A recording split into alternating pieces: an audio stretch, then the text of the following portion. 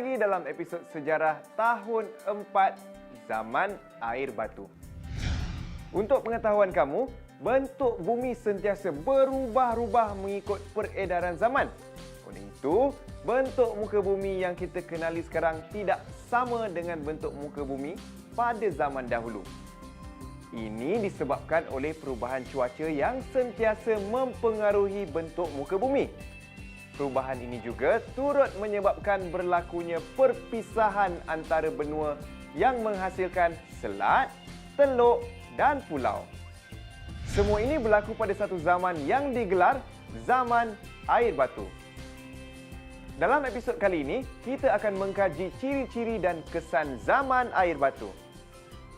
Di penghujung episod ini, kamu semua akan mampu menyatakan maksud zaman air batu, mengenal pasti perubahan yang berlaku pada zaman air batu, menamakan benua dan lautan di dunia selepas pencairan air batu, menerangkan kewujudan kepulauan Melayu selepas zaman air batu, menyatakan keperluan menghargai alam sekitar, dan menyatakan sikap yang perlu diamalkan dalam menjaga alam sekitar. Bagi memperkukuhkan kefahaman kamu mengenai topik yang kita akan pelajari pada hari ini, saya telah menyediakan beberapa lembaran kerja yang boleh kamu gunakan bagi membuat latihan dan mencatat nota. Jadi, apa kita tunggu lagi? Ayo, kita mulakan aktiviti kita.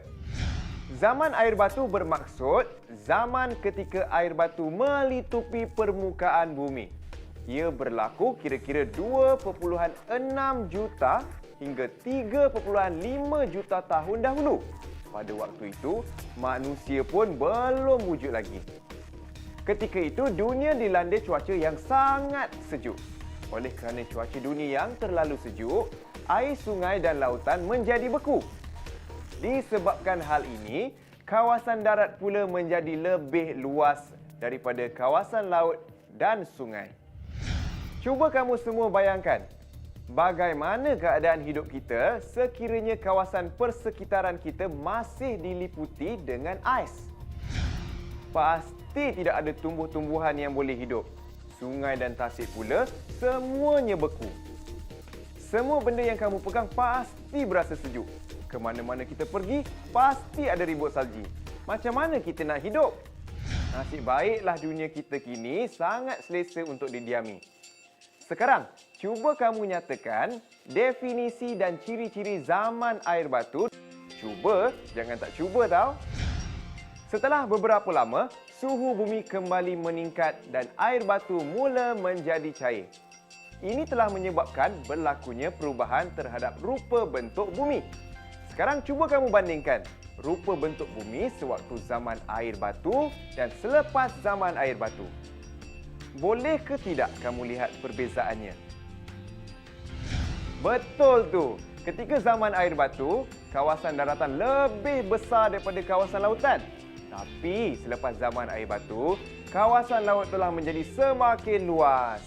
Kawasan daratan yang pernah bercantum mula terpisah antara satu sama lain. Tapi, apa yang menyebabkan perkara ini berlaku? Itu senang sahaja. Apabila ais mula cair, paras air laut semakin meningkat. Tempat yang rendah akan ditenggelami air, manakala tempat yang tinggi akan menjadi daratan. Pada zaman air batu, kawasan darat lebih luas daripada kawasan laut.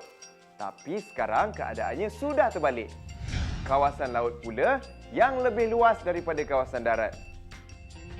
Disebabkan ini, terjadilah pergerakan glasier yang pertama di dunia. Kamu mesti nak tahu apa itu glasier. Untuk pengetahuan kamu, glasier bermaksud timbunan besar ais yang bergerak perlahan-lahan menuruni cerun dari darat ke permukaan laut. Sekarang, cuba kamu bayangkan aiskrim yang tengah cair. Apa yang akan terjadi kepada aiskrim itu sekiranya kamu biarkan di tengah panas? Betul tu. Mula-mula aiskrim itu akan bertukar menjadi cecair dan menitis sedikit demi sedikit ke bawah. Lama-kelamaan, aiskrim yang selebihnya akan jatuh ke lantai. cecair aiskrim yang menitik itu boleh disamakan dengan air batu yang cair menjadi air laut. Manakala aiskrim yang selebihnya itu merupakan glasier yang bergerak ke laut. Selepas itu, suhu dunia semakin meningkat. Air batu menjadi semakin cair. Disebabkan hal ini, berlakulah pergerakan glasier yang kedua. Akibat kejadian itu, maka terbentuklah 7 benua dan 7 lautan yang kita kenal sekarang. Sekarang, mari kita uji kefahaman kamu. Cuba kamu nyatakan kejadian-kejadian yang telah berlaku ketika zaman air batu. Selamat mencuba. Sebelum kita belajar tentang benua dan lautan, kita perlulah mengetahui maksud kedua-dua perkataan tersebut. Benua adalah kawasan tanah daratan yang sangat luas di atas muka bumi. Setiap benua mempunyai lebih daripada satu negara. Lautan pula adalah kawasan laut yang luas atau himpunan air masin yang meliputi permukaan bumi. Pada kebiasaannya, lautan akan dibatasi oleh benua ataupun kepulauan yang besar. Sekarang, mari kita belajar nama-nama benua yang wujud di muka bumi. Terdapat 7 benua yang berlainan, iaitu benua Amerika Utara, benua Amerika Selatan, benua Eropah, benua Afrika, benua Asia, benua Oseania yang merangkumi Australia, New Zealand dan pulau-pulau di sekitarnya, dan akhir sekali benua Antartika yang masih diliputi air batu. Sekarang, mari kita belajar nama-nama lautan yang wujud di muka bumi. Terdapat 7 lautan yang berlainan, iaitu Lautan Pasifik Utara, Lautan Pasifik Selatan, Lautan Atlantik Utara, Lautan Atlantik Selatan, Lautan Hindi, Lautan Arktik dan Lautan Antartika. Sekarang saya ada soalan untuk kamu. Cuba kamu teka di manakah terletaknya lokasi negara Malaysia dalam kesemua benua yang telah kita pelajari sebentar tadi. Ya, betul tu. Negara Malaysia berada di dalam benua Asia.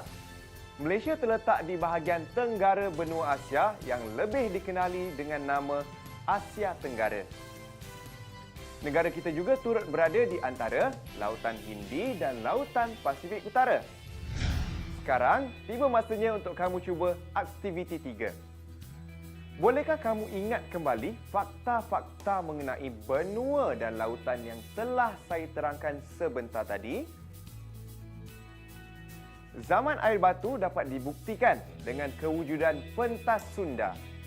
Kalau kamu nak tahu, pentas Sunda adalah kawasan tanah daratan yang luas yang wujud ketika zaman air batu. Kewujudan pentas Sunda membolehkan manusia dan haiwan bergerak atau berhijrah ke kawasan benua yang lain. Namun, peningkatan suhu muka bumi hampir 10,000 tahun dahulu telah menyebabkan air batu yang membentuk pentas Sunda mulai cair. Ini telah menyebabkan peningkatan aras laut sebanyak 3 meter lebih tinggi berbanding aras laut pada zaman air batu. Akibatnya, pentas Sunda mula ditenggelami air dan hasilnya terbentuklah gugusan pulau-pulau yang dinamakan Kepulauan Melayu. Kepulauan Melayu ini terdiri daripada Tanah Melayu, Sumatera, Pulau Jawa, Pulau Borneo, Sulawesi, Mindanao, Palawan, Luzon, Visayas. Selain itu, Selat Melaka juga turut terbentuk selepas tenggelamnya pentas Sunda. Bolehkah kamu lengkapkan peta minda mengenai pentas Sunda? Selamat mencuba. Tahukah kamu yang alam sekitar kita terdiri daripada hutan dan sungai yang banyak berjasa kepada kita? Pokok-pokok di hutan membekalkan gas oksigen yang penting untuk pernafasan. Tanpa gas oksigen, semua hidupan di dunia akan mati. Selain itu, hutan turut menjadi habitat bagi pelbagai spesies haiwan dan turut berfungsi sebagai kawasan tadahan hujan. Sungai pula memastikan kita sentiasa mendapat bekalan air yang bersih setiap masa. Namun begitu, pada zaman sekarang, terdapat pihak yang tidak bertanggungjawab dan tidak mengambil berat tentang alam sekitar. Mereka menebang pokok-pokok di hutan secara berleluasa. Kilang-kilang pula dibina secara tidak teratur. Sampah serta sisa-sisa toksik dibuang begitu sahaja ke dalam sungai dan laut tanpa dirawat. Ini menjejaskan sumber air minuman yang bersih. Selain itu, pembangunan yang tidak terkawal turut menjadi penyumbang kepada pengeluaran gas rumah hijau seperti karbon dioksida yang menjadi punca utama kepada pemanasan global. Gas rumah hijau yang dihasilkan oleh industri-industri berat menghakis lapisan ozon yang melindungi bumi daripada sinar UV. Tanpa lapisan ozon, bumi tidak akan dapat menapis sinaran UV daripada matahari. Ini menyebabkan berlakunya peningkatan suhu pada permukaan bumi. Jika keadaan ini tidak dikawal, kemungkinan besar air batu yang ada di kutub utara dan kutub selatan akan cair. Ini akan menyebabkan berlakunya peningkatan paras air laut. Kemungkinan besar banyak kawasan tanah rendah yang akan ditenggelami air. Ini juga akan menyebabkan berlakunya perubahan cuaca secara drastik. Sebab itulah sekarang banyak berlakunya bencana alam seperti banjir dan ribut taufan yang mengorbankan banyak nyawa. Pada masa yang sama, peningkatan paras laut akan mengurangkan jumlah kawasan daratan yang boleh kita diami. Cuba kamu bayangkan apa yang akan terjadi dalam masa beberapa tahun lagi sekiranya bekalan gas oksigen dan air bersih semakin berkurangan. Pada masa yang sama, jumlah manusia di bumi semakin meningkat. Ini akan menimbulkan pelbagai masalah. Dengan sumber yang semakin terhad, bolehkah kita mendapat bekalan udara dan air yang bersih dan bebas daripada penyakit? Bukan kita sahaja yang menerima impaknya, malah tumbuhan dan haiwan juga akan turut terjejas. Jika kesemua spesies flora dan fauna pupus, ini akan menjejaskan kestabilan ekosistem alam semula jadi. Dunia akan menjadi sebuah tanah yang gersang dan tidak subur. Untuk memastikan alam sekitar kita terpelihara, kita mestilah memastikan alam semula jadi kita bebas daripada sebarang pencemaran dan kemusnahan. Terdapat beberapa langkah yang boleh kita ambil untuk memelihara alam sekitar. Pertama, dengan mengitar semula sampah sarap.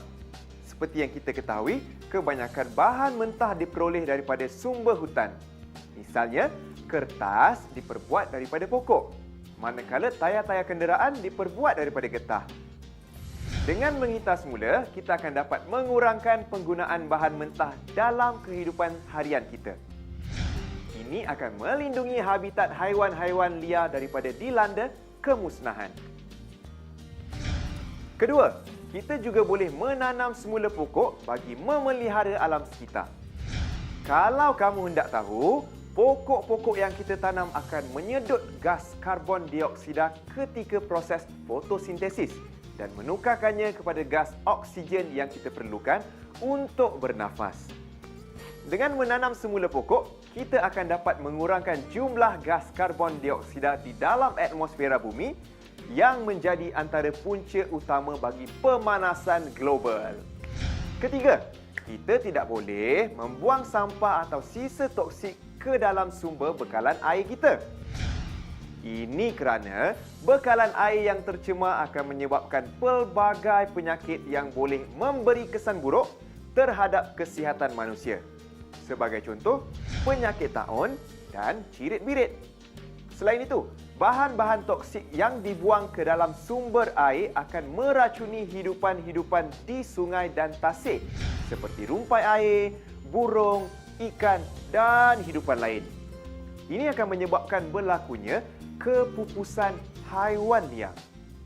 Bagi memastikan alam sekitar terpelihara, kita haruslah mencontohi langkah-langkah yang telah kita pelajari sebentar tadi. Sebenarnya, banyak lagi cara untuk memelihara alam sekitar. Pada pendapat kamu, apakah langkah-langkah yang boleh diambil bagi memelihara alam sekitar? Kita telah pelajari bagaimana perubahan cuaca dan pencemaran boleh memberi kesan ke atas bumi yang kita diami. Oleh itu, kita mestilah menjaga alam kita bagi mengelakkan berlakunya perubahan cuaca dan bencana alam yang boleh mempengaruhi kehidupan kita. Dengan ini, dapatlah kita mewariskan bumi yang indah bagi generasi yang akan datang. Marilah kita imbas kembali perkara yang telah kita pelajari. Menyatakan maksud zaman air batu, mengenal pasti perubahan yang berlaku pada zaman air batu, menamakan benua dan lautan di dunia selepas pencairan air batu, menerangkan kewujudan kepulauan Melayu selepas zaman air batu, menyatakan keperluan menghargai alam sekitar, dan menyatakan sikap yang perlu diamalkan dalam menjaga alam sekitar. Jangan lupa siapkan lembaran kerja yang telah disediakan. Kalau tak cuba nanti tak pandai tau. Jumpa lagi.